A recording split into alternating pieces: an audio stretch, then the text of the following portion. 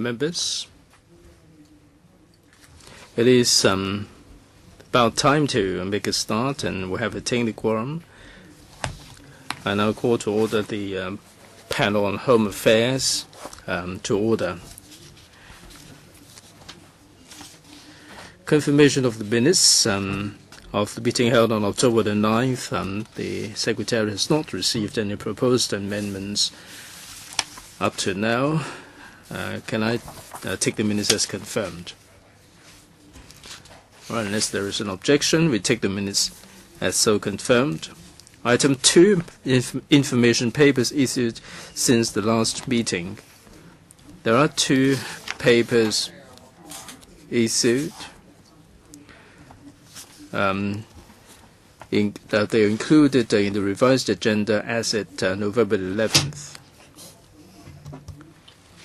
If members don't have any comments, I will just take note of the papers. Item 3, date of next meeting and items for discussion. On the 21st of October, we had a working meeting with the SHA together with the Vice Chairman. The list of outstanding items for discussion has been updated in the light of the discussion. The list of outstanding items and also the list of follow-up actions have been issued. And during the meeting, I have highlighted all the issues, and all the proposed items have been included in the lists. 咁咧，跟住咧就係下次。All right, date of next meeting and items for discussion. The next meeting is scheduled for the 12th of December 2014. The first item is the construction of the East Garden Cultural Center in Altau Kok. That's item 1 of the list of outstanding items. The second item for discussion is the signature project of Sam Shui Po District Council. The third one is the progress report of the pilot scheme on enhancement of district administration through district management committees. So unless members have any comments, we make these the items for the next meeting. Now we have 2 hours for our meeting, but we have 3 items. Some members are requested to increase the length of the meeting by 30 minutes. So the next meeting will last from 8:30 to 11 at the next meeting on the 12th of December 2014, which is allot sufficient time, 3 hours for the next meeting. Right, let's move on to the agenda items for today, a review of the building management ordinance. Shall we invite the administration in, please? There are legislative proposals. All members have been invited to sit in on this item. The Secretariat has put together a background brief for members' information. With us for this item are Mr. Zhang Dak-sing, Secretary for Home Affairs, Mrs. Pamela Tan, Director of Home Affairs, Mr. Jack Chan, Deputy Director, and Ms. Linda Leung, Assistant Director. All right. Can I have a show of hands, those who wish to put questions, so that we can budget the time? 4 minutes each, please. I will be disciplining members strictly. I hope that you would bear with me. Shall we invite the Secretary to brief us on the paper, please? Madam Chair, thank you. On the 11th of November, the HAB started a 12-month public consultation on the building management ordinance on November 11th. The BMO provides a legislative framework for the owners to organize themselves to manage their buildings. The last amendment took place in 2007. Since that time, we have built up experience in terms of the implementation of the ordinance, but there are new challenges coming ahead, and we need to move on with times. We have set up a BMO review committee to conduct a comprehensive review of the BMO. Madam Chair and some other members are part of this review committee. In March last year, we published an interim report. We have also briefed the HA panel on the findings. Having considered the views of the members, we have published the consultation document on the BMO, inviting the stakeholders, the members of the public, to add their views. There are 4 parts to the consultation document, covering all the different amendments and administrative measures. We've also explained the government's and the committee members' positions regarding the details. The details include encouraging the owners to tighten up the proxy arrangement, and to the requirements regarding the undivided shares, the termination of the DMC managers and remuneration, and so on. If we can encourage more to take part in the management, we can prevent the problem of bid rigging activities and all the disputes arising from them. For large-scale maintenance projects, there is a suggestion that the threshold be increased. One option is to raise the quorum of the OC meeting from 10% to, say, 20% of the total number of owners, or other higher proposed percentage. The other option is to raise the required percentage of shares of votes for the passage of resolution from 50% to, say, 75% of the shares of votes at the meeting. The large-scale maintenance projects involve a substantial amount of money. The government attaches a great deal of importance to any allegations of bid rigging. The police, under the Organized Crime Bureau, has set up a task force to deal with it, and we are also collecting evidence on this. The ICAs is also receiving complaints regarding bid rigging activities. The most important thing is for the owners to stay alert and organize themselves to safeguard their own interests.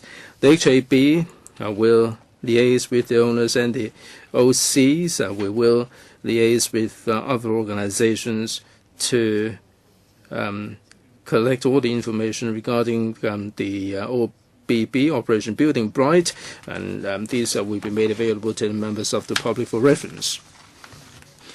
I don't propose to be verbose about the other details. I look forward to hearing members' views. We'll be visiting the 18 district councils and other organizations to listen to what they have to say. We encourage the members of the public to add their views before the 2nd of February 2015. After collating the views, we will be formulating the legal amendments for submission to the Council. Thank you. Thanks very much, Secretary. Show of hands again for those who are interested to. Mr. Wong Kwok Heng, Hu Chi Wai, Kwok Wai Keung, Yu Kwok Him, Chung Shui Ken, Deng Chi Chung, Tony J, KK Fong, Vice Chair, Sid Ho, and myself. So that's basically about everyone. I'll be restricting members to 4 minutes. Mr. Wong Kwok Heng. Madam Chair, I welcome the review of the BMO. Myself, I have certain comments to make. And I hope that after today's meeting, Madam Chair, we will hold public hearings to listen to public opinions. Of course, this is up to the Chair. Couple of points, if I may. First of all, the large-scale maintenance projects, the proposal is to raise the quorum from 10% to 20% of the total number of owners. That much I agree, because it is necessary. This will ensure that the meeting will be conducted in a proper manner. As regards the required percentage of shares of votes for the passage of resolution from 50% to 75%, I don't think I can agree with that. I've helped more than 100 owners to incorporate themselves. I was chairman of the Owners Corporation of the Provident Garden. Now, for large-scale maintenance projects, unless you've experienced that yourself, it would be difficult for you to appreciate the difficulties. Now, if the passage of resolution requires 75% of the shares of votes, then it would be impossible for you to get on with it. It would be difficult enough with 50%. There is so much work that has to be done, and you may all the efforts may come to zilch. If you raise it to 75%, it would be impossible. There are certain individuals with a lot of undivided shares, like the developers themselves, or the owners of car parks, owners of the shopping malls. Their undivided shares will so much count, and they can make a difference to the situation. And I hope that I urge that the administration does not raise the threshold to 75% in terms of passage of resolution. And then for the establishment of the OC, now you would like to reduce it from 30% to 20%. Yes, I agree, because we should have the alignment across the board. Otherwise, it would not be fair to have some pitched at 20%, others at 30%. As to the termination of the appointment of DMC managers, I welcome the proposal to lower the threshold from 50% to 30%. At the time when I was the chair of the OC for Provident Garden, I had to go through a lot of difficulties before we could fire the DMC manager. And in fact, I have been told that on record, we were the only owners who could fire the DMC manager. But they had a lot of money, so they took me to court, saying that I had committed the offense of defamation. So for you to lower the threshold from 50% to 30%, I do welcome the proposal. I would like to leave some time for the Secretary to reply. Thank you, Madam Chair. I would like to thank Mr. Wong for his comments. For the first point, we are not going to adopt both options. Well, in fact, in our consultation document, we do say that perhaps we should be told about the preference among the two options. Well, if you ask me to choose one, then I would say that I'm strongly against the 75% threshold. Mr. Wu Chi-wai. Madam Chair, the consultation document has taken on board our views, in particular in relation to the question of bid rigging activities. I think you have been specific in your proposals. You do attach a lot of importance to the participation by the owners, and you also want to solve the problem related to implementation of large-scale maintenance projects. Well, for the undivided shares, well, as a result of the controversies and disputes concerning the shares attached to the shopping mall and the shares in relation to the residential units, we've encountered many problems. I think usually the yardstick is whether the place is being used by the residential owners or whether the place is used by the commercial portion. And then that would form the basis of apportionment of the maintenance expenditure.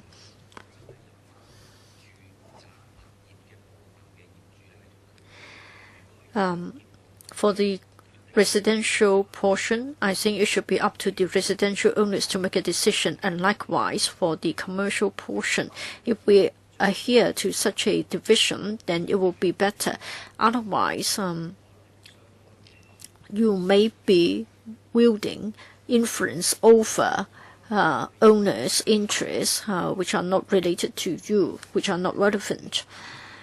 And then starting from paragraph 17 onwards, I'd like to comment on the question of liaison officers. Now, you have got such a small team, and yet you have to deal with so many private buildings. I'm afraid that your LOs, the liaison officers, cannot be dedicated to the job. Even if you don't want to increase the manpower, I hope that Secretary, you can consider asking the liaison officers to have a specialization. That is, you set aside a special team of LOs to take care of this particular task. Then they will become more well-versed with the legislation, and they can help the owners more effectively. And then for the review of the BMO, yes, it will take a long time. And let me cite some examples. The OC chairman may deliberately resign, and then maybe the MC would not want to call a meeting. I want to know whether you should try to make clear the direction of building management. Of course, if this is to be found in the guidelines only, this is not legally binding, but still, when the matter goes before the Lands Tribunal, it will be of some effect.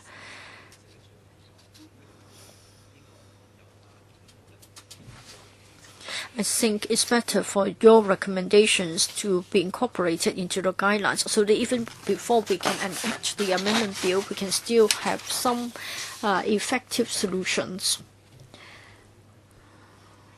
Director, as to whether it is easy to separate what should be under the care of the small owners and what should be under the care of the original developer. Well, sometimes they are shared facilities like the water tank, so it is not easy to make a distinction.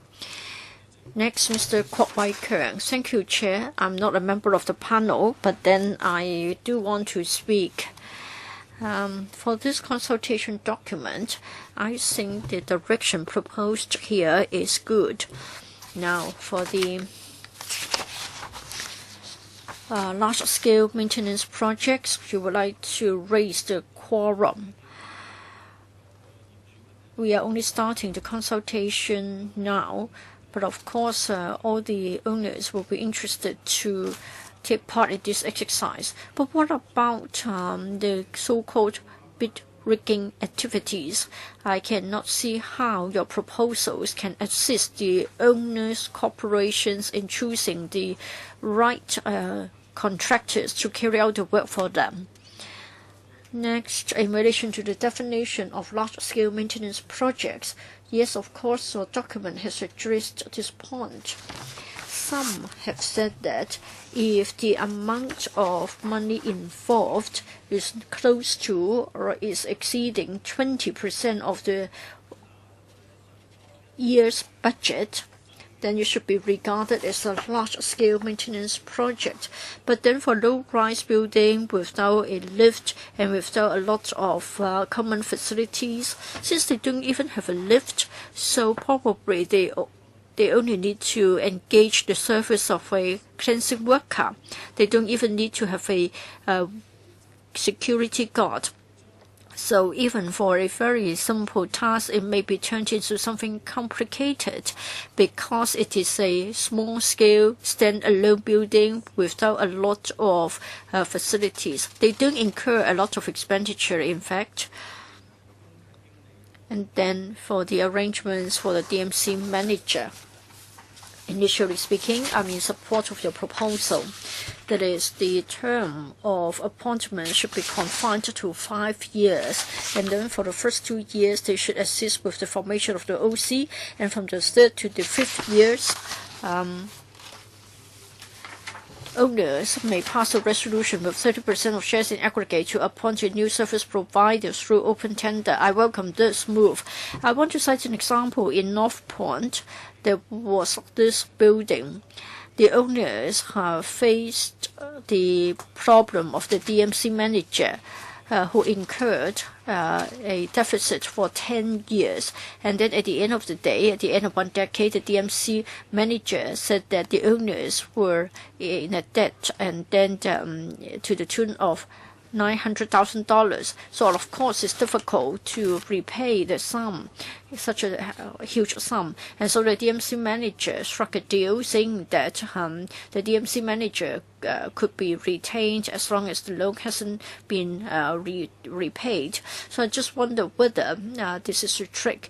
That is, the DMC manager may not increase the management fees so as to make sure that their service can be retained. Could like to take up this question. For the question of bid rigging, the HAD does try to provide some solutions. First of all, we would like to help the owners to appoint a reliable consultant who can coordinate all the works. By having the AP Easy service, then it will be easier to guard against bid rigging. And then, other than financial assistance, we can also provide technical assistance. In this way, we can also remove the risk of bid rigging. And of course, the police is also working on this problem. Next, Mr. Yeo Kwok Him. Thank you, Madam Chair. I welcome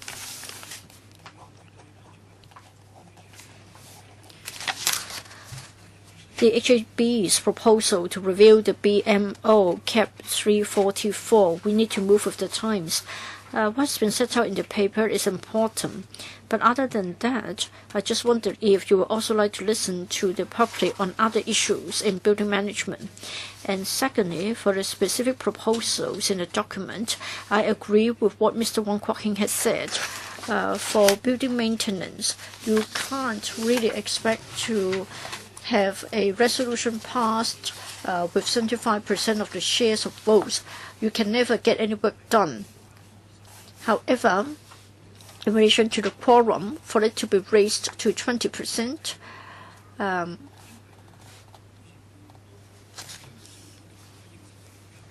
maybe if you raise it to 30%, you can increase or enhance the credibility and the authority. I think you are still off the mark in relation to the crux of the problem. Now, many owners in the OCs, they know little about tendering and the nature of the works. Now, for the bid rigging offenders, they have become very sort of organized and sophisticated. Understand that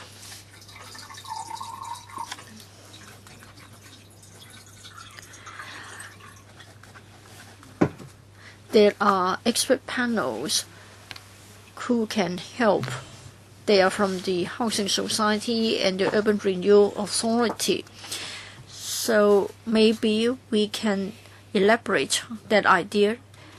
And then for the technical assistance, I think technical assistance is what is required by the owners. Otherwise, your proposals won't be of much help. There are different ways to have bid rigging, and I think you need to face the problem squarely. And then for the formation of an OC, as well as the termination of appointment of DMC manager, yes, it is fine to lower the threshold, but don't make it mandatory. Don't say that we must lower it. And don't force the conversion from an MC to an OC. So don't force it on the owners. Don't say that DMC managers should be replaced. You should leave it in the hands of the owners themselves. But then, of course, you have to lower the threshold. And I think it is a good proposal. I don't think I've got much time left for the Secretary. Secretary, what about other issues? Thank you, Mr. Yip, for your questions. Yes, in the consultation exercise, we'll be open-minded and we're willing to listen to different views concerning all sorts of issues in relation to building management. We'll be very interested in the proposals put forward by the community.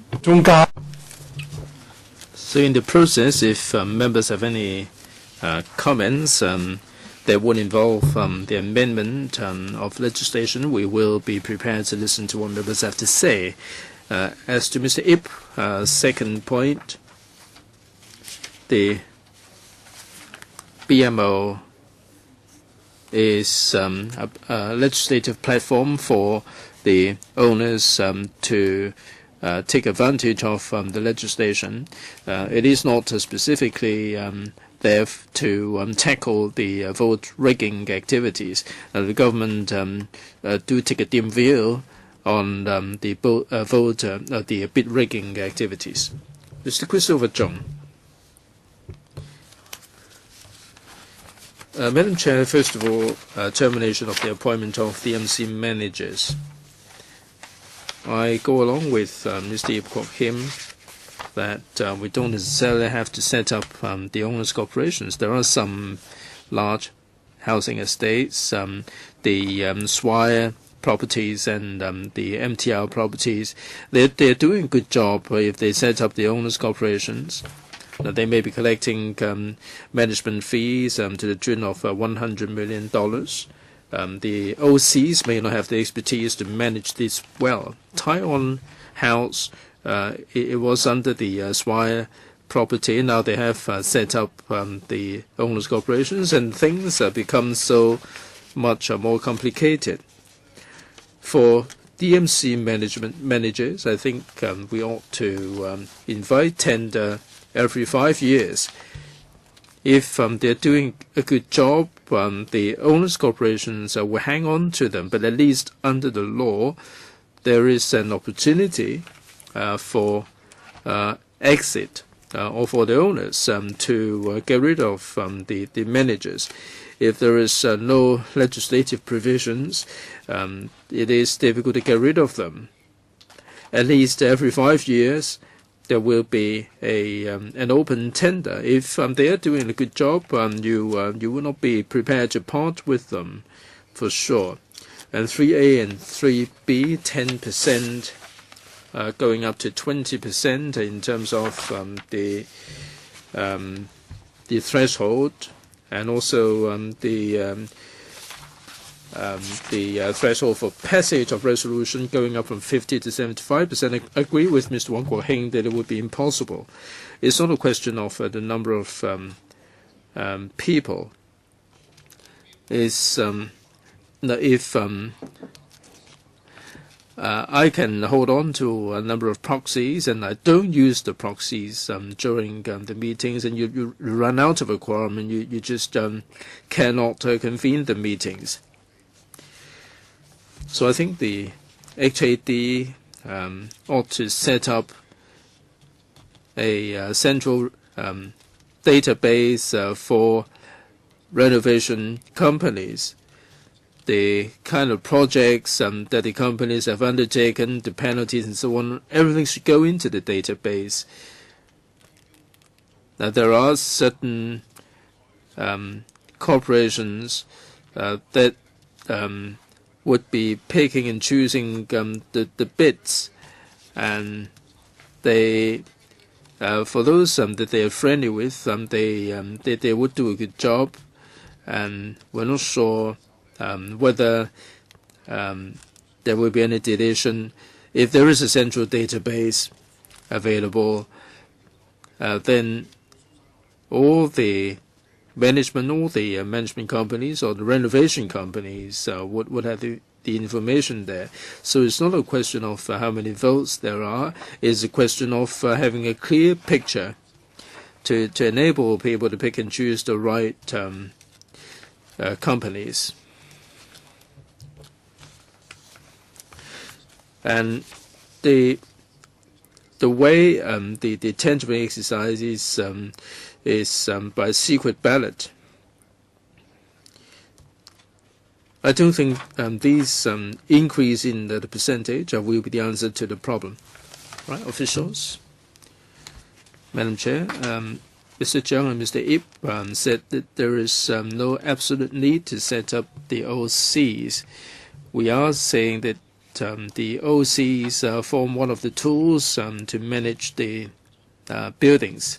Mr. Leung Chi-Chiang. Madam Chair, in 2013 we did hold a motion debate regarding the operation of the owners' corporations. I did raise the issue about the detached houses. Now, in the interim report, this has been excluded from the DMCs, and there is no viable measures to deal with these kind of properties. And this kind of building management is outside the remit of the law, and the building the property management companies can raise the management fees as they like. Like the Fairview Park in Yuen Long is a case in point. Now, for these houses or semi-detached houses, perhaps we can govern the management of these properties under the BMO. The government simply cannot ignore them. There are a number of developments in this category. Second, in the entire review exercise, it seems to me that the review committee is simply focusing its attention on tightening up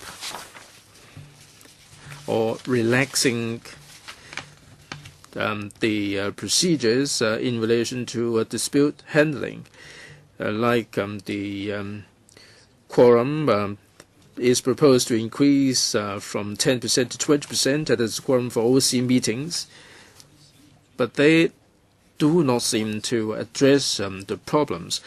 In particular, the problem of the owner's lack of awareness of CAP 344, like disputes arising from maintenance projects.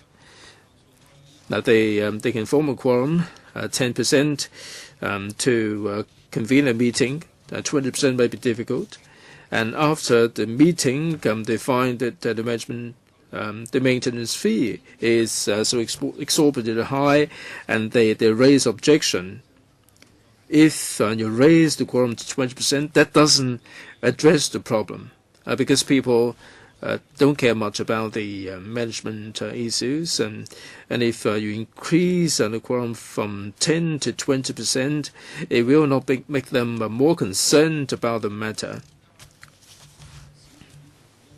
So I think the key thing is to heighten the awareness of the individual owners of the building management, rather than tightening and relaxing the percentage. Second, in terms of tendering, I agree with Mr. Christopher Chung. His idea of a central database would be an excellent idea. As an owner myself, I was very concerned about the situation. I was concerned about whether the fees would be reasonable in terms of the tendering exercise. There is no way we can ascertain the fairness with the bid rigging, they would have some bidders at the bottom, shoring up the tender fees, and then whoever's left behind would be able to make good bucks. Right, Mr. Tony J. Madam Chair, I welcome this review exercise on the BMO. I would like to echo Mr. Wong Kwok Hing's comments that we should hold a public hearing. I think we are concerned about the bid rigging activities in the large-scale maintenance projects because maintenance is compulsory. I'm glad to hear from the Secretary and the Director that there would be more support given to the owners themselves. I am more concerned about how we can tackle the bid rigging activities. The Secretary told us that task force has been set up by the police to deal with the problems with the bid rigging. What I know is that there are syndicates that are involved, and there are people who are well up in the issues. So when they're involved in the bid rigging activities. Other than the criminal side of things, we do need to have expertise to deal with the bid rigging activities. Many times the problems lie with the DMC clauses. In the DMC, I think we ought to have some template to forestall potential problems. The responsibilities of the owners in terms of maintenance projects, it would be a good idea for us to standardize the DMC clauses. The Secretary and the Director might wish to do more in this regard. Madam Chair, there are certain figures mentioned in the review document, like the threshold for the passage of resolution and the quorum and so on. This is, of course, subjects for consultation. What criteria did the administration use to work out the percentage? Now, how did you actually arrive at the figures? Of course, you would have some rationale behind all of them. All right, who would like to have a go? Director, please. Madam Chair, standardization of the DMC. In fact, the Lands Department has a team looking at that. We have channeled some of the views to the Lands Department, and they will be considering all these ideas. Public hearing, if the panel is to or were to organize such a hearing, we're more than delighted to attend. Bid rigging, the HAD will be stepping up the support. The ICAC and the police are also taking part, and we're working in conjunction with one another. Of those who are taking part in the AP Easy scheme, there will be institutes, professional institutes that are taking part, and they can also attend the seminars organized by the ICAC to and equip themselves with more knowledge about bid rigging. Mr. K.K. Fong. Madam Chair, I'm not a member of this committee, but I'm grateful for this opportunity. I'd like to state my some preliminary views. I am going to go down to the district to talk to the OCs about the problems. It seems that the government is trying to involve more people, like increasing the quorum from 10% to 20% to prevent a situation where a small minority of owners that will be dominating the situation. In principle, I agree with this increase, but it would not make any material difference to the situation because with the passage of resolution, you need to have majority support of the committee. That there are owners of shopping malls and car parks who are dominating the management committee, and at the end of the day, they will be dominating the situation. And if now for the small owners, they will not be able to make any difference to the decisions of the management committee.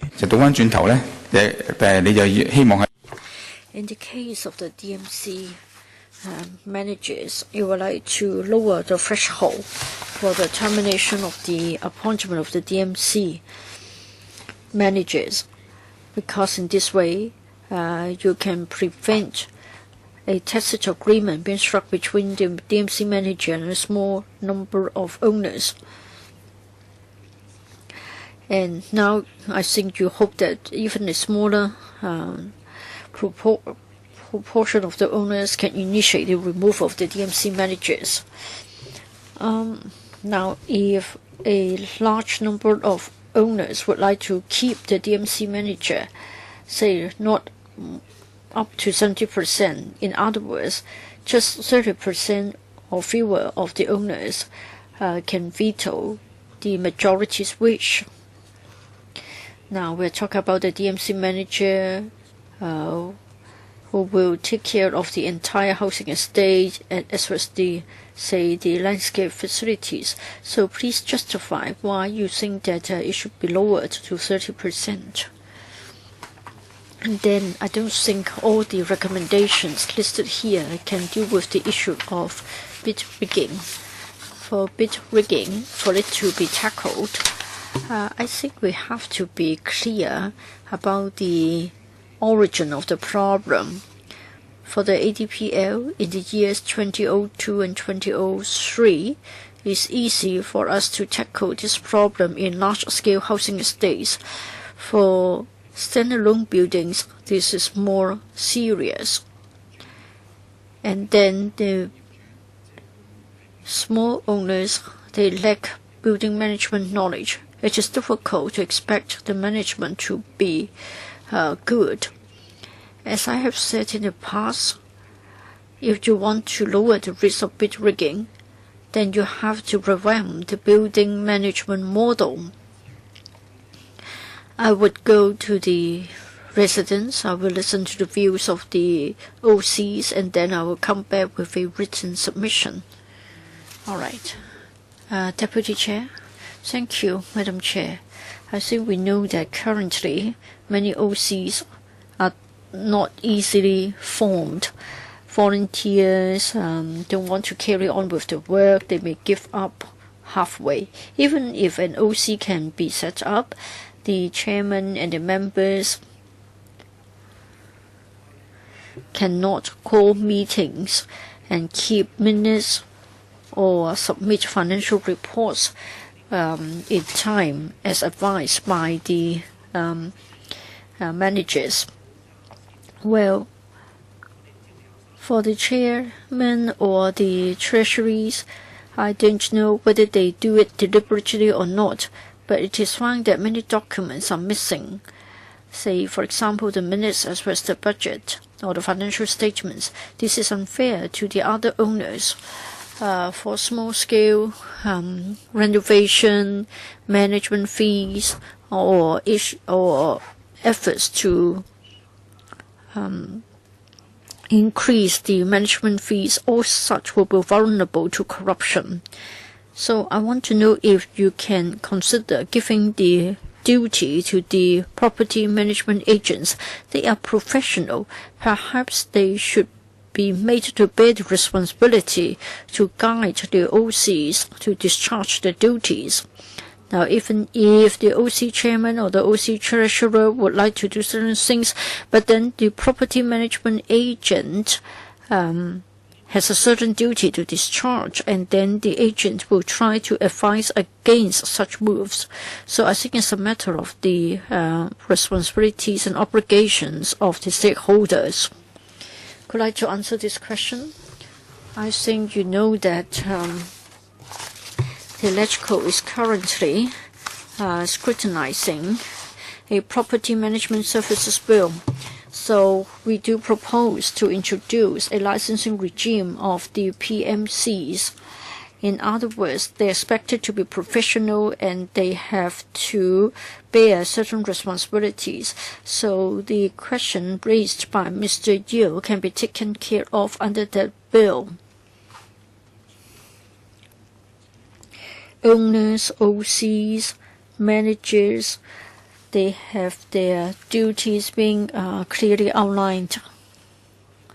Deputy Chair, other than imposing the duty on the property management companies and imposing penalty in the case of breaching it, I think the HAD should also play a role. I think you should receive the complaints. Even if you don't, you should still try to carry out a random check. Such management problems are very prevalent in Hong Kong.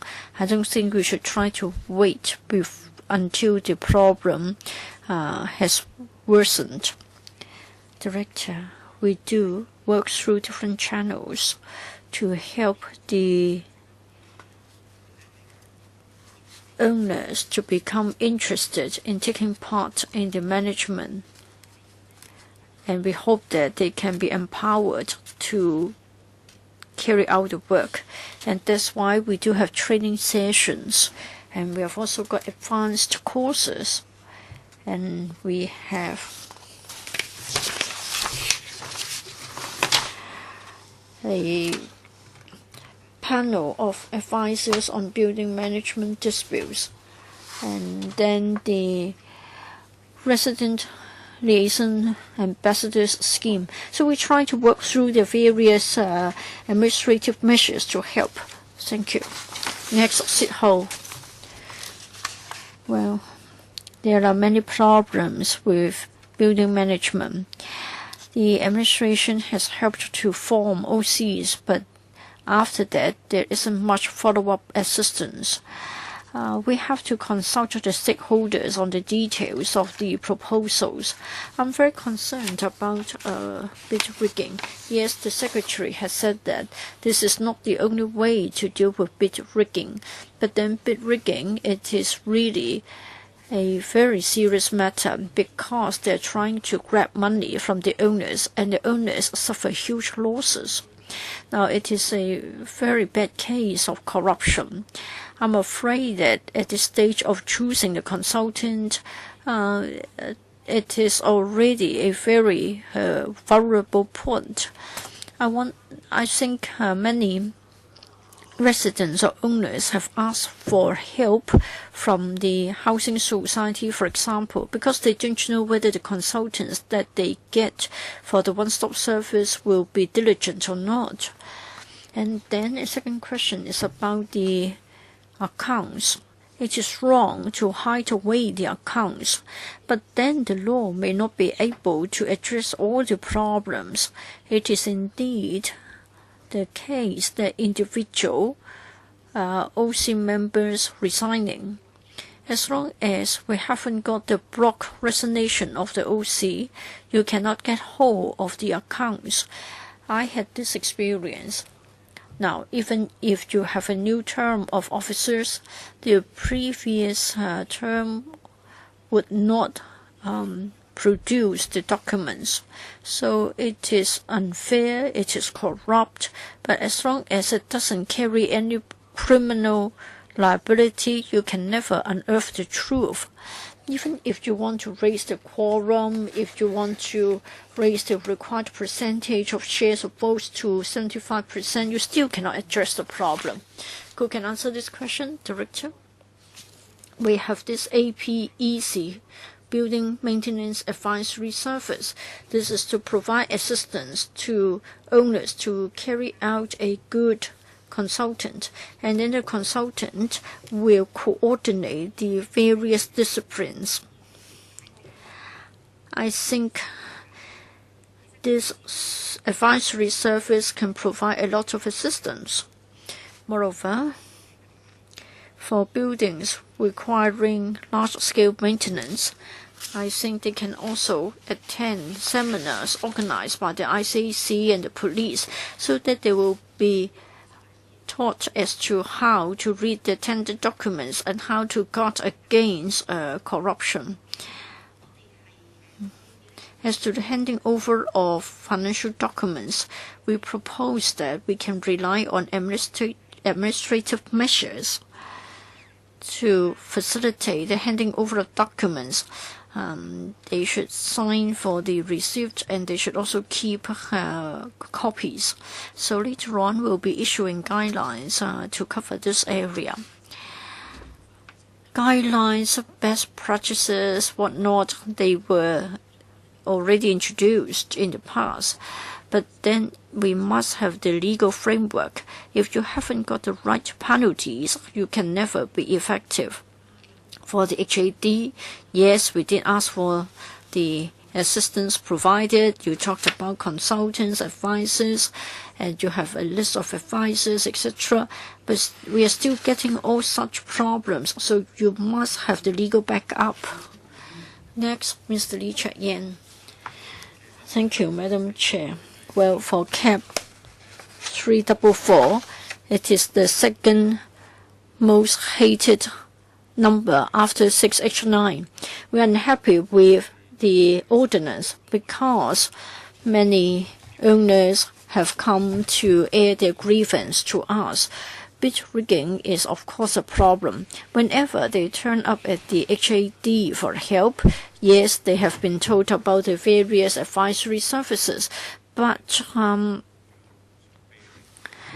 think the Secretary as well as the PS are well aware that you don't have the power to do anything.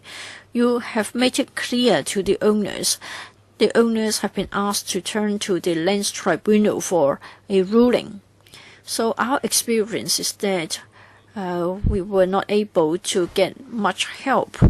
There was this case which I've been working on for 10 years. It's very difficult to work out how the management fees were decided. We demanded the documents and they were never produced. And then the bidders would try to quote a low price, and then later on, instead of having to spend tens of thousands of dollars, the final budget would become hundreds of thousands of dollars. Many owners are protesting against such a scenario. We should do something to crack down on bid rigging. Yes, we've come back with recommendations like raising the quorum, increasing the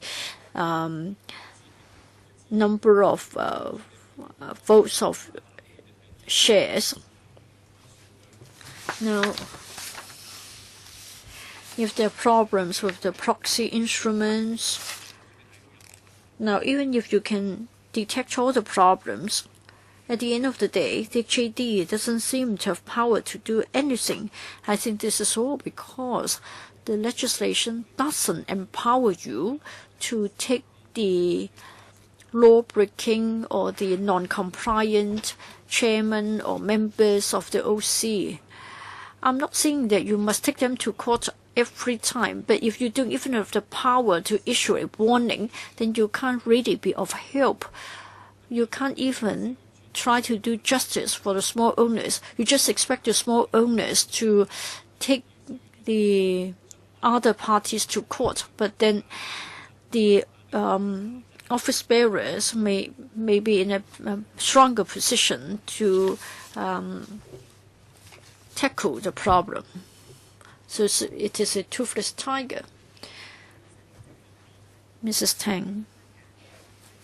Well, we are providing a legal framework for the owners to manage their building well. as to the government, we try to facilitate. This is because, after all, this is private property, so owners have the rights as well as the responsibilities to seek good building management. Many members have talked about penalties. Let me cite some figures for you. In Hong Kong, we have got almost 10,000 OCs for problems that have arisen. I believe that as far as the number of cases is involved, I think it is of a small proportion. There are almost 10,000 OCs. Just a small number of OCs are creating many problems. But do we need a piece of legislation just to bring a handful of OCs to court? You haven't got the legislation. Now you say that you've got 10,000. Few of them would require prosecution, but you are just not empowered to prosecute anybody. There are still 5 or 6, including myself, on the list. If we keep to 4 minutes, we go beyond the time limit. I understand there are 2 more, perhaps 1 minute for the second round to draw a line there. Mr. Bill Tang, next, please. He's just stepped out. Ms. Helena Wong, please. Madam Chair, thank you. Now we are basically going round and round in a circle, talking about the building maintenance. We'd like to have public hearings on this. We are concerned that even the legislative amendments were to be passed, I doubt whether it will be effective enough to tackle the bid rigging and all the corruption practices involved. Now there is this anti-bid rigging alliance composed of 40 housing estates. They're here listening in to our discussion today. Indeed, there are loopholes in the law. Now, with these amendments, will they be addressing the problems? This is filling us with concerns. Now, we are advocating certain penalties to be introduced. There are people who have the hidden agenda that form a team that will provide a comprehensive range of services. There are many owners who are lack of who doesn't have or don't have enough knowledge about the situation, and there are people who are bullying or swindling the small owners by offering a whole comprehensive range of services. Until the legislative amendments are passed, what effective measures do you have up your sleeve until the passage of the legislation to help the individual owners? Are you going to set up, say, for instance, a task force on bid rigging to find out who the culprits really are? Will you be bringing the ICAC in? Will you be setting up such a task force that offers support to the individual owners to help them through the problems? And then you consider whether legislative amendments would be effective. Secretary. Madam Chair, Madam Wong talked about the bid rigging involving cheating, bullying, and corruption, and so on. All these are illegal acts under the law, under the current law. And the SAR government will spare no effort in enforcing the law vis-à-vis these illegalities. Ms. Wong talked about the idea of a task force. I can say this to Ms. Wong, that the Organized Serious Crimes Bureau has already set up a task force which is attaching a great deal of importance to the problem of bid rigging, because this will involve staggering amount of money, and and there may be a trial societies involved. The police will spare no effort, and they are gathering evidence in this regard. If the ICAC receives any complaints about corrupt practices in the building maintenance projects, they will also take action. The HAB and HAD will also tie in with their work. Some other members mentioned a moment ago the idea of setting up a central database, and this will provide information to the owners about the tender prices and so on. Mr. James Toh. Madam Chair, with the publication of this consultation document,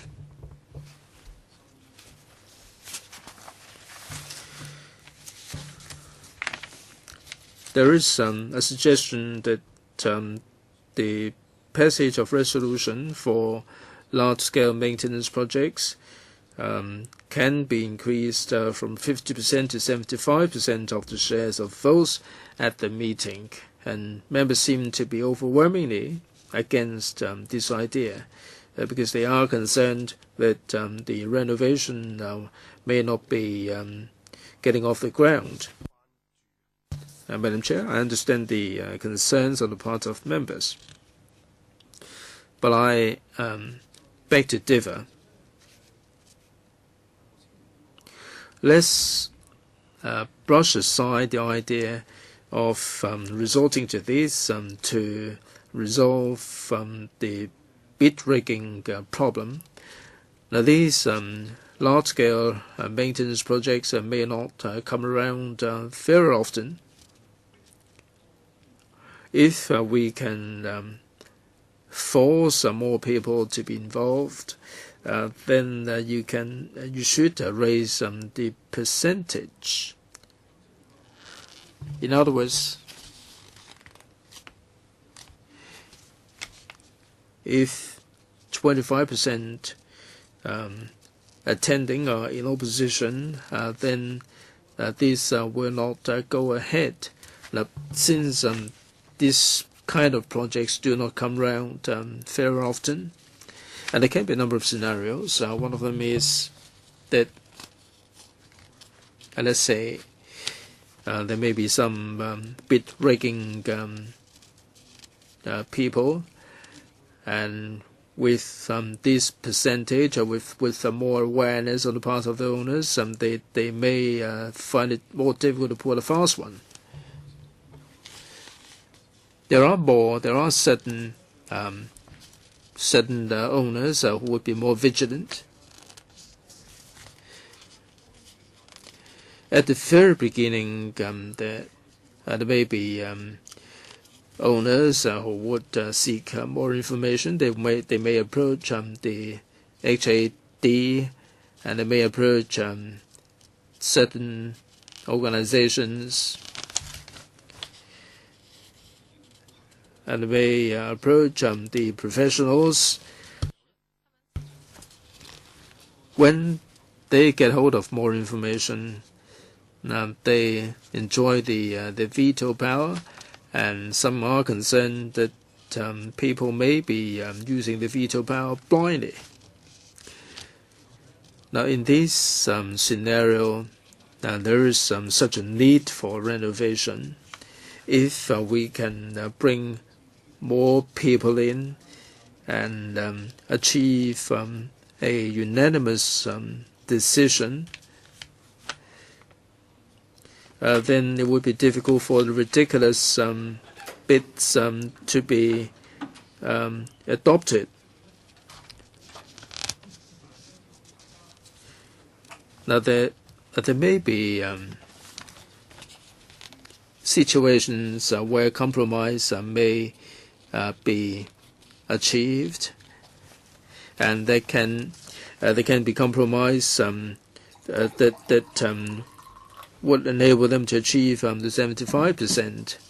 I don't think we should brush aside this idea as infeasible. I don't think we should dismiss it altogether at this point in time. Mr. Lam Tai Fai. Madam Chair, thank you. If I may follow up on two straightforward issues. First, now we'd like to do something to put an end to bid rigging activities. From the paper,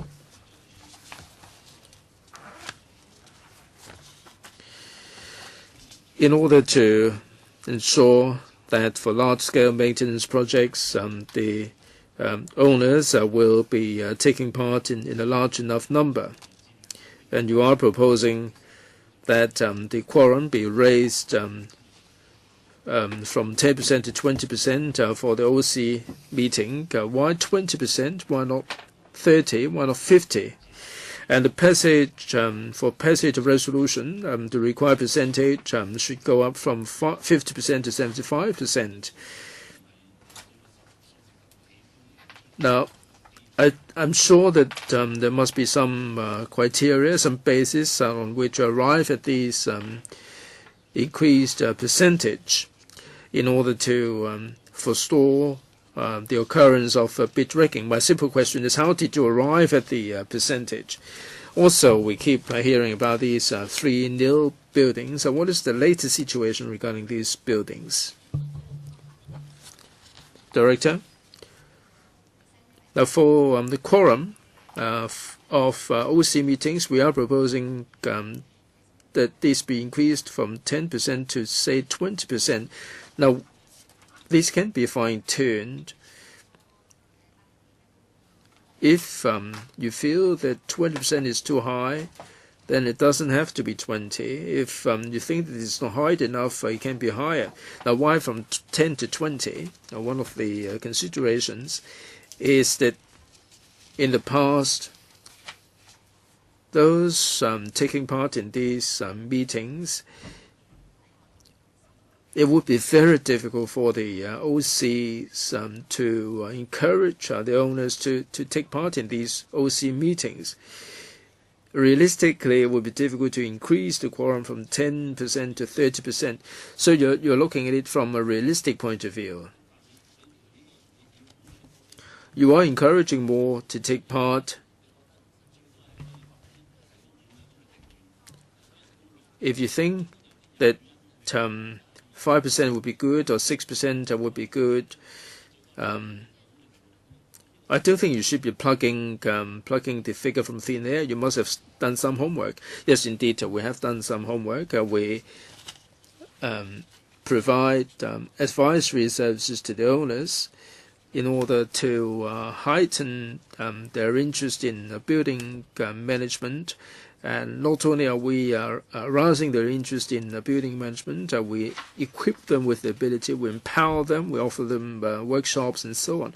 Effective? Yes, indeed, they've been effective. Those who have taken part in the courses, and they are run by the tertiary institutions.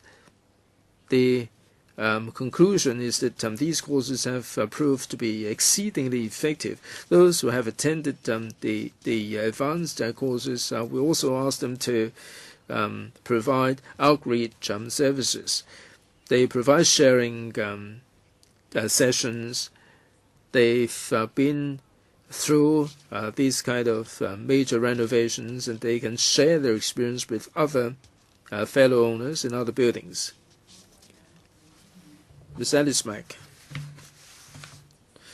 Madam Chair, we are supportive of the legislative amendments because through this we can help the individual owners to face up to the problems. However, we are concerned that with these amendments, are we going to help the owners to resolve their problems?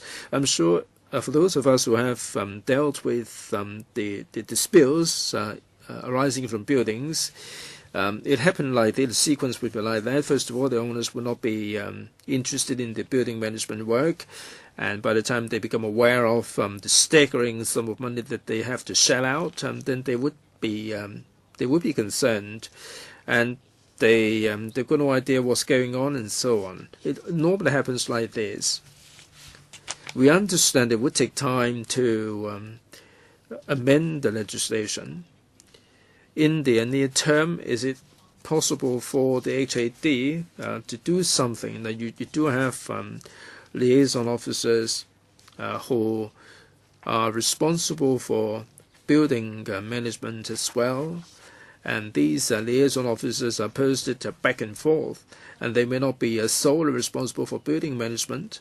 And there are some who are responsible for building management, but they are also helping the district council, so they are working under tremendous workload. So I'm wondering whether for the liaison officers, there can be a dedicated team, they can be formed for them to attend the OC meetings, for them to help the individual owners by offering them some professional advice. I heard from the owners that when they approach the HAD, the liaison officers will normally say that they are in a listening mode. They cannot answer any questions, and they are referred to the professionals, and people are left in the lurch. Perhaps you can assign some more professional officers to help them deal with the problems. And then for the formation of an OC, I think it's good to lower the threshold. We know that the developer or the major land owner may own a lot of shares, and it's difficult for other owners to form an OC. And then I want to know if the HAD can have a dedicated team of officers to help the owners who have formed themselves into OCs to solve the problems. Otherwise, it's like you are helping them to form themselves into OC, but you don't help them after an OC has been formed. No, it is not quite like what you have said. We do have administrative measures to help the OCs, or for unorganized OC owners to set up an OC. Now, other than Ms. Alex Mack, many other members have also said that owners seem to be at a loss as to how to carry out the works. We have surveyors, architects, etc. for taking part in the advisory service. If a building requires any maintenance work, we have such professional bodies who can provide professional advice. So the OCs will be given assistance as to how to write a tender document so as to get a works consultant, and what to do after collecting the bids, how to examine the bids, and also the division of labor between the consultant as well as the OCs. All right, it's now my turn to use my 4 minutes. Many members refer to the problem of bid rigging. Our district experience has confirmed that bid rigging has become very specialized and professional. Of course, we haven't got evidence, but then from the quotations received, you can reasonably suspect that there are problems. For CAP 344, whenever we talk about building management, we have to talk about bid rigging. By amending the 344, as well as relying on other measures, we hope we can better deal with the problem of bid rigging. Now, time and again, the Director has referred to the APEC Building Management Advisory Service. Theoretically speaking, you can help, but in reality, I just doubt. Theoretically speaking, by having a good consultant who can lower the risk of bid rigging, I think this logic applies to the Operation Building Bright. At that time, there was this publicity campaign to urge owners to get properly qualified consultants. However, owners will find that maybe the URA only wants to recommend the more expensive consultants, so owners are not interested. Therefore, I don't think you can resolve the problem just by recommending certain consultants. This is particularly the case for owners of older buildings. They are very concerned about the budget. They are not willing to spend hundreds of thousands of dollars on the consultancy's service. So the APEC isn't going to be the answer to the problem. So please talk to the Development Bureau, talk to the URA, so that they can sort of tell you about their achievement against bid rigging. They don't just have consultants. There is also an independent surveyor who will be there to examine the bids. Usually there will be a difference, and then there will be an argument. If the difference is huge, then the OC would call another meeting. Sometimes even if you call the tender again, you may not be able to bring it down to that suggested by the consultant of the URA. Now, the URA, having seen this, came back with another countermeasure. An independent accountant could help with the tendering exercise, and then the accountant will be responsible for drawing up the tender documents and the follow-up work. And then the information will be tabulated with the names of the contractors being blocked. So the effect is as follows. Instead of just having 10 bidders,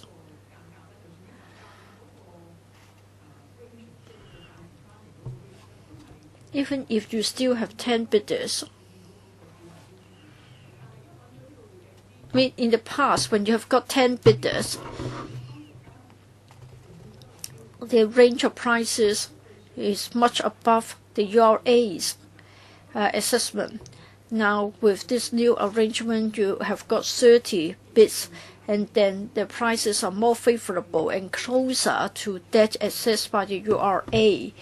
So, Director and Secretary, please approach the Development Bureau so that you can learn from them how to deal with bid rigging. I think you can't just rely on APEC. Second round, Mr. KK Fong and Mr. Leung Chi Chang and Mr. Kenneth Chen. Do you want to speak? How many minutes? I have already drawn the line, but you are speaking first time, so I'll give you 2 minutes. Thank you for exercising your discretion. The Civic Party welcomes this document. Our position has already been reflected to the Bureau through other channels in the past. You want to raise the quorum, you want to tighten up the requirements, the thresholds, so that owners don't have the perception that their interests have been betrayed. Now, the administration has come up with this threshold, and I think this is to be welcome. However, the Civic Party would like to draw your attention to 2 points. First of all, what is meant by a major maintenance project or large-scale maintenance project? I think you should look at the value. Say, for example, if it exceeds $1 million, then to the owners it is indeed significant. So we shouldn't be looking at the nature of the works. Owners are usually laymen. They don't know what is just decorative and what is structurally significant. So usually they will be more interested in the dollar sign, and then support to be given to the owners. Instead of asking owners to go to the Lands Tribunal, I think it's better if we have an authority under the HAD that can provide speedy assistance to the citizens to resolve disputes between owners and property management companies. And this way, we have a tribunal that will be more dedicated to the disputes. And then I don't think we should just get lawyers representing either party to argue the case, and then we are just left out, not being able to do much. KK phone, just 1 minute. I think the threshold is 50% for appointment of PMC.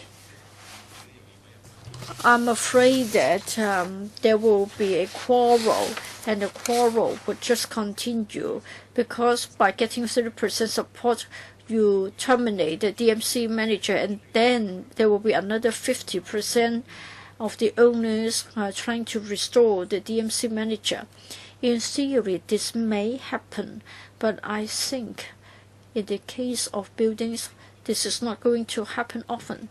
Moreover, other than raising the quorum or tightening up the threshold, we can also make amendments to the term of the appointment of the DMC manager. We are open-minded. Yes, usually it will be the major landowner or the owner of the shopping mall, the owner of the car park, plus a few small owners who will be in possession of over 50% of the shares in aggregate. There is this wish to hold a public hearing. If you don't object to it, I will ask our clerk to liaise with the administration, and then we'll get the views from the public. I think for CAP 344, this is not the only way to deal with bid rigging. I'm sure whoever that is interested to come will want to speak on bid rigging. So I hope the Bureau can collate the information, and then you can have more information to share with us in the discussion that ensues. So please provide more information to us so that we know more about your countermeasures against bid rigging. All right, that will be done. So I seek your advice and your consent. I'll ask the clerk to put up a notice on our website to invite deputations to attend the public hearing. No objection? All right, that will be done. Next, I will invite the other officials to attend our fifth item, which is about the enhancement of programming, audience building, and renewal of permanent exhibitions of public museums. Since it involves approval of funds, all LegCo members have been invited. The Secretariat has also prepared a background brief for us. Ms. Lee. Thank you, Madam Chair. In March 2013, we have updated the panel on Home Affairs concerning the progress of measures to enhance public museum services. Today we come here to talk about the enhancement of programming, audience building, and renewal of permanent exhibitions of public museums. Of course, we hope that we can provide better services, more innovative services to catch up with the rising expectations of the public. For programming and audience building, we would like to have special curatorial approaches to attract more audience. We have successfully organized a number of exhibitions. As stated in the paper, in recent years, our major exhibitions have been very popular. Take 2013 as an example. Our record attendance rate was 6.13 million, and we sold over 160,000 museum annual passes. For the young, they accounted for 18% in 2011. Now it is 27%. And then for the temporary exhibitions, for the Legends of the Giant Dinosaurs, the attendance rate was over 700,000. We'll continue to work with mainland museums and renowned overseas museums to bring more major exhibitions to Hong Kong. Say, for example, towards the end of this year, of this month, we are going to start the exhibition on the Mogul caves in Dunhuang. And we are also still hosting the exhibition on the Russian arts. We also like to renovate our exhibitions so as to attract even more visitors. In this way, we can build a larger audience base. When we came in March 2013, we briefly talked about our plans. And this paper will cover 4 museums: Hong Kong Science Museum, Hong Kong Heritage Museum, Hong Kong Museum of History, and the Hong Kong Museum of Coastal Defense. We are going to replace outdated exhibits. We are going to enhance the existing exhibitions, and we will be replacing the displays, and will be making greater use of interaction and multimedia. In the course of it, we cannot but cause inconvenience to the visitors. We try to shorten the time that we need to close the museums so as to lower the degree of inconvenience. We look forward to your comments so that when we enhance our programs, when we renew our exhibitions, we can do an even better job. Who would like to ask questions? Deputy Chair, Mr. Ma, Kenneth Chen, Helena Wong, and myself would like to ask questions. 4 minutes each. Vice Chair, 4 minutes, please. Madam Chair, I support this renovation program. I've got a couple of questions, though. The Heritage Museum, the Antique Gallery will be converted into the Culture Gallery, the Anti-Heritage Hall. Now we have the intangible cultural heritage. There are 400 items from China. Many people simply don't have any clues about all these intangible cultural heritage, ICH. Now, if the administration can step up the publicity in this regard, it would be a good idea. Perhaps during this period, until the renovation is completed, we can give this more publicity. And the price tag is $400 million at the Museum of History, and the patronage is pretty low. We have about 1,000 or so people attending, and there is further room to boost the attendance in the Museum of History. I understand that history is not a compulsory subject at schools, and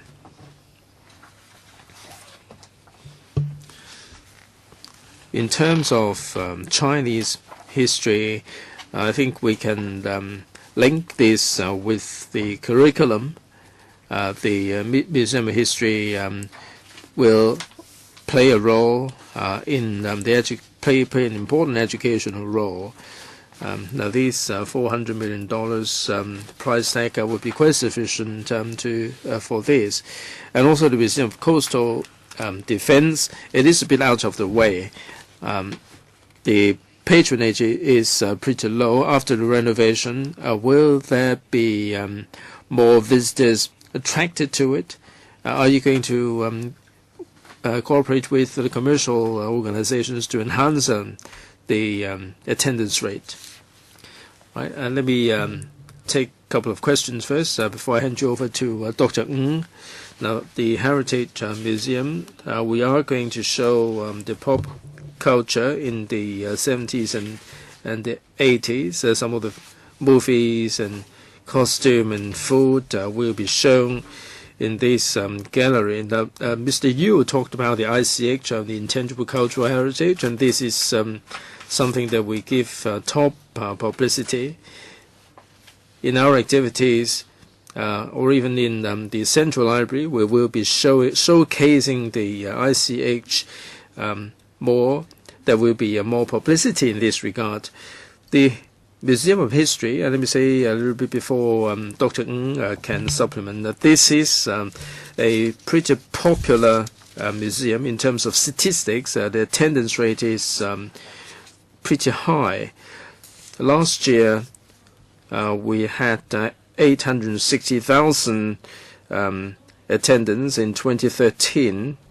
Of all the museums in Hong Kong, this ranked second. That the renovation covers a broad spectrum of things in the museum, and that explains the higher budget. We're going to renovate the exhibits and so on, and that would cost a little bit more. Dr. Ng. Now, other than the usual exhibits, we are going to employ the interactive technology to include more information so that the students can take full advantage of it. Now, we will have a look at the idea of cooperating with the educational institutes. I agree with the Vice Chair that we should make the museums more lively, more dynamic, and attracting more visitors. Mr. Ma Fung Kwok. Madam Chair, I fully support the idea of upgrading the exhibits. In August, there were reports in the media that our Space Museum is pretty outdated, and there are still computers that are running on the 286 format or programs. Now, when the government manages these museums, does the administration have any criteria as to how long you're going to upgrade the permanent exhibits? Now, in the Space Museum, some of the spaceships, spacecraft is no longer in use. And in terms of policy for the Science Museum, the Space Museum, they should move on with times. Do we have any mechanism to upgrade the exhibits? The themes may remain unchanged, but the exhibits should. Also, the Heritage Museum, I understand that it holds more local exhibitions, and they are going down pretty well among the public, like Eddie Lau and Bruce Lee and so on. Do you have any regular plans every 5 years? Do you have plans for the permanent exhibitions and also the temporary exhibitions? The director mentioned a little bit in passing, but I'd like to hear more. And the other question by the Vice Chair that hasn't been fully answered because of the time constraint. Now, you take reference from the War Museum in London. In the UK, the budget is not the same as what we are going to spend in Hong Kong. Why do you take reference from the London Museum on war? How can you make sure that the $400 million is going to be money well spent? Dr. Ng can supplement. I take the first two questions first. Policy-wise, for permanent exhibitions, they run for 15, 20 years, and they will be upgraded. It all depends on the museum. We'd like to move on with times. Science Museum, it came about in the 1990s, and we'd like to upgrade the exhibits on a regular basis, but we have to look at the content. The Heritage Museum, our positioning is that, as the name implies, it's more about heritage, and the elements that we incorporate this time is to include the pop culture. We're going to have the Jin Yong Gallery. Louis Cha enjoys the international status. Mr. Cha is based in Hong Kong, and we'd like to give prominent coverage to the local culture. So for the Heritage Museum, we're going to have thematic exhibitions and also permanent exhibitions that go hand in hand. Now we have the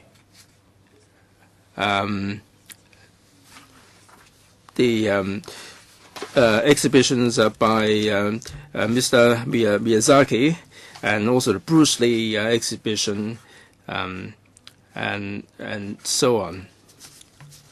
Dr. Ng. Now, the designer of the exhibition is the designer for the Museum for Coastal Defense. Now, we're going to use a lot more interactive technology, and the visitors can experience how the war was like at the time. We're going to be using a lot more interactive elements.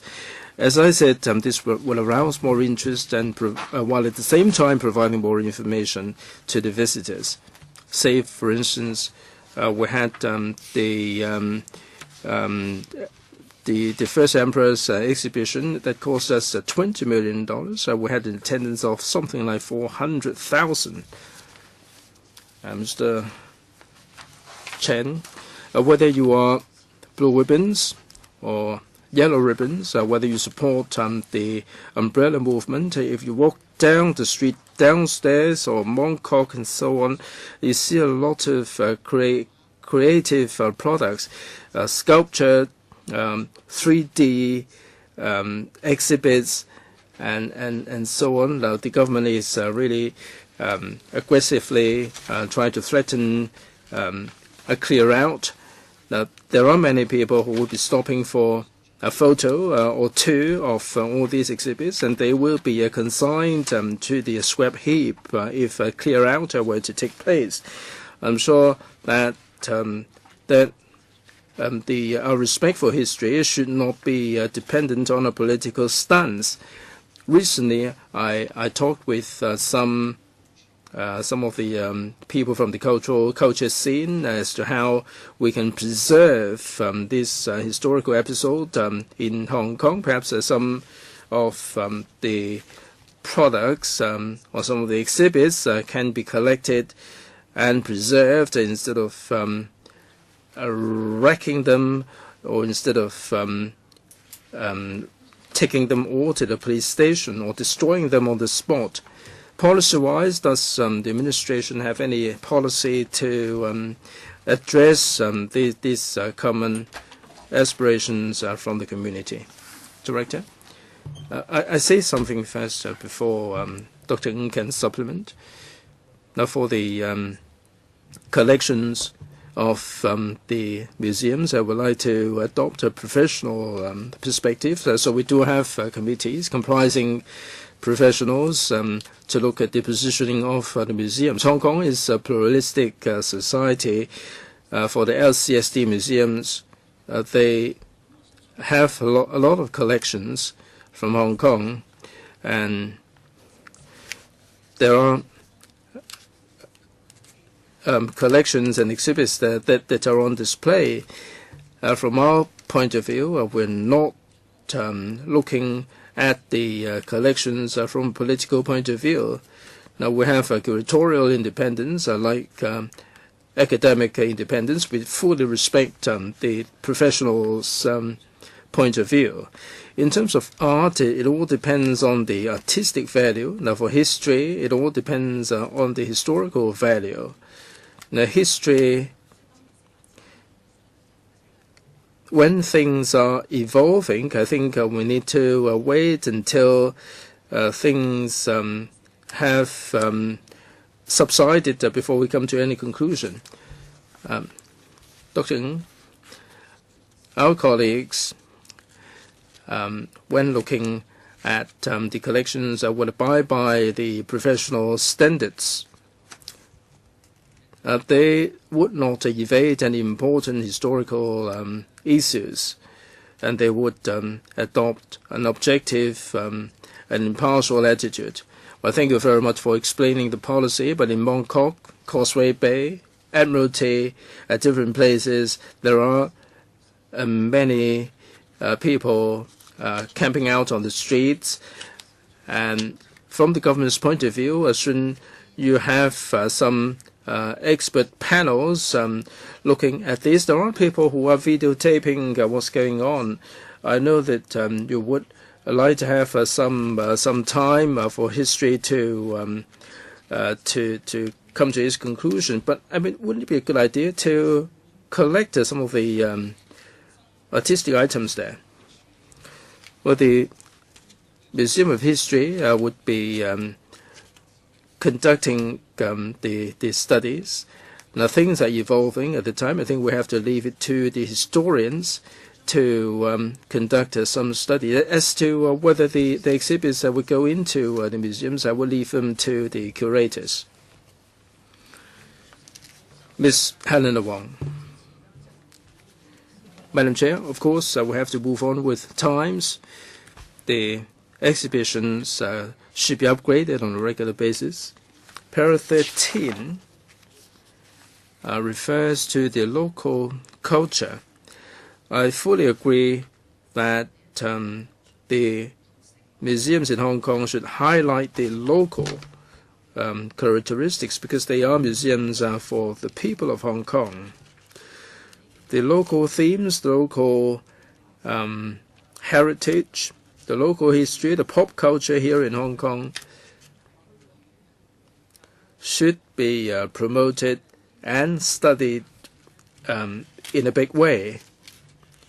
Now, the Heritage Museum will be focusing its attention on the local culture.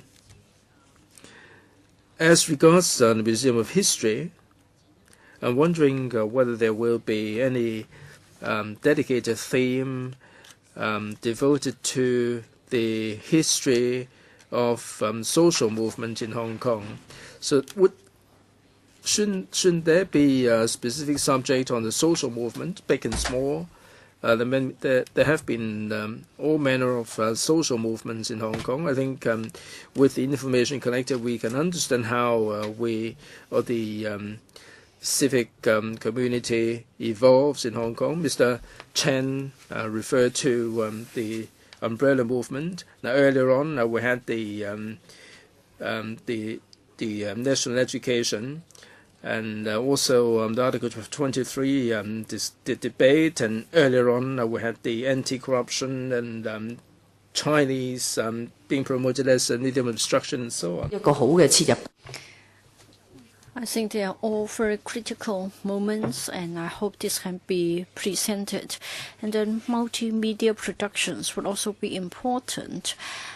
Today it will be difficult to make a distinction between what is passive and active, and I think all the media can be put together so as to present a particular theme effectively. So we should encourage more multimedia productions, in particular productions made locally. We should also set aside resources to encourage creativity. The people of Hong Kong are very creative and we have a lot of talents in the cultural sector.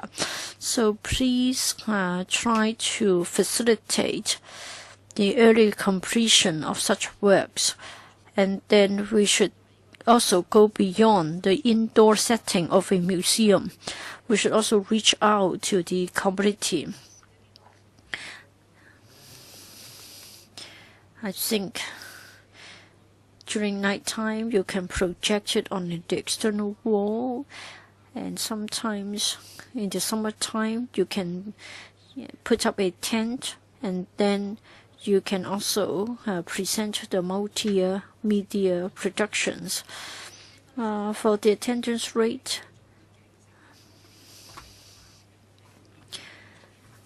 you need to break down the number of visits. You need to break down the demographics of the visitors, like whether the visitors are locals, the age band, etc.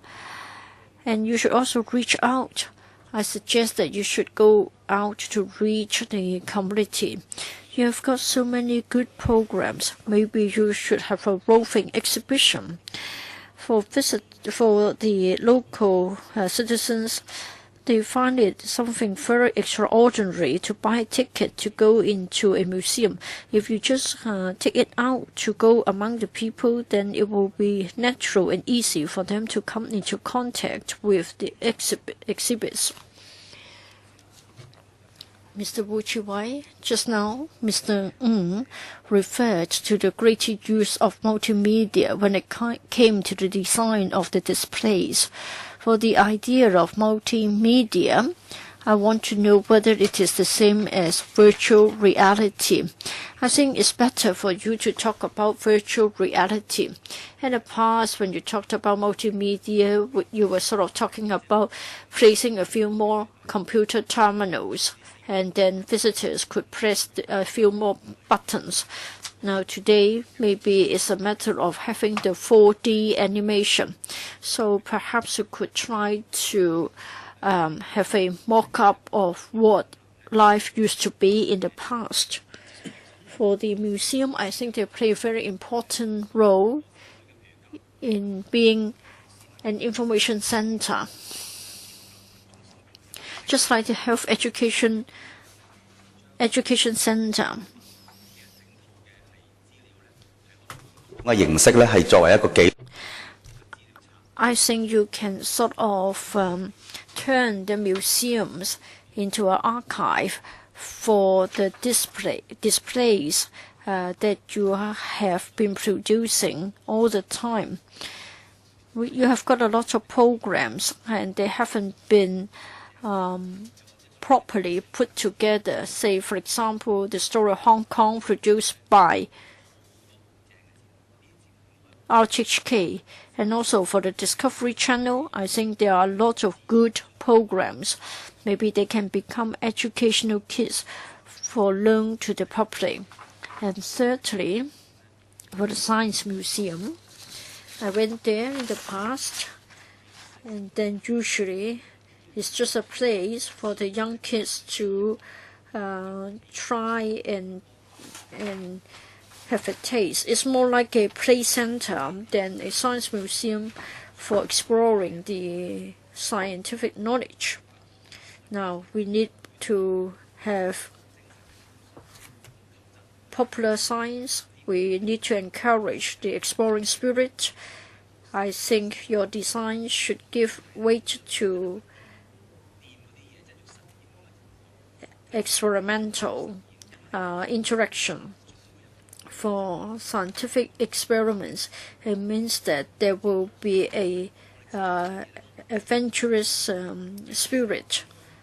In the past, you used to make it very safe, so funny things, funny experiences have become very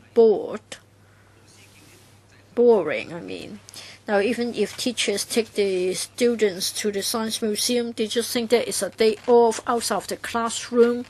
They do look forward to visiting the science museum to embark on a journey of exploration. So when you design the specific details, I hope you will make some changes along the line I have sort of referred to when you do come back to the PwC. Mr. Ng, Dr. Ng? Yes, I think Mr. Wu has given very good ideas. We do have activities to encourage the young students to take part in our activities. For virtual reality, today we have to rely on the artifacts. In the future, I think visitors can have some role-playing experience. They can become a fisherman, a farmer in the past. Lastly, it is my turn. I've got two questions. First of all, for your temporary exhibitions and your attendance rates, different themes and different icons will explain the differences in the attendance rate. For the Heritage Museum, sometimes will have as many as 800,000, sometimes as low as 100,000 only. I think you need to attract more visitors. Do you have something more scientific to find out about the feedback? Did you sort of have an opinion survey as to why visitors prefer one exhibition to another? And then did you also find out about the impact of publicity on the rate of attendance, other than regarding the theme as the deciding factor? And then for the updating of the exhibitions, I agree with what Mr. Ma has said. You need to update more frequently. The content is good, but if you want to have repeat visitors, you need to update the displays. And then for the Science Museum, also agree with what Mr. Wu has said. I think it is getting torn and worn, and I think you need to redesign the Science Museum so as to enhance the young people's interest in it. You should also accommodate many different components as well.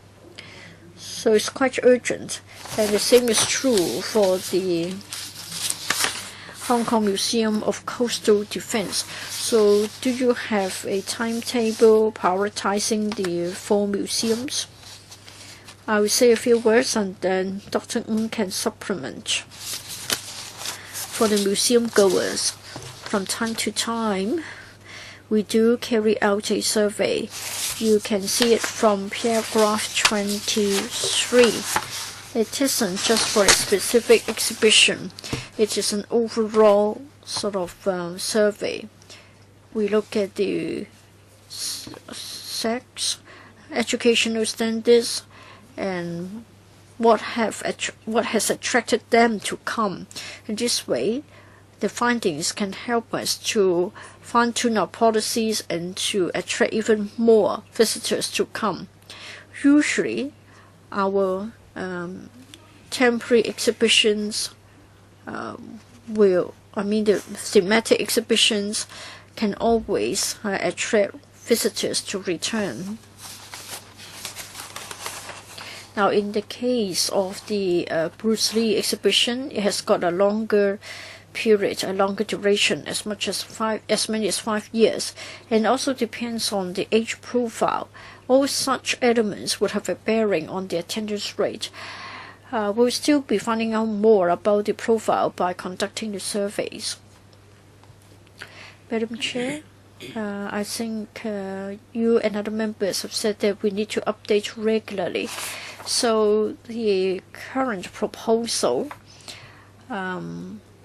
is necessary and urgent. Say in the case of the Science Museum, it is already 20 years old.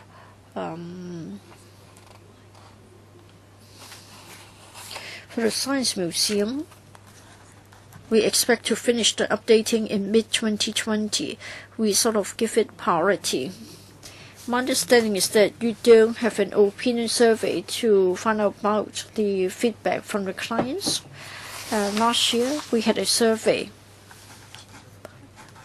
covering 5,118 visitors in the 5 museums.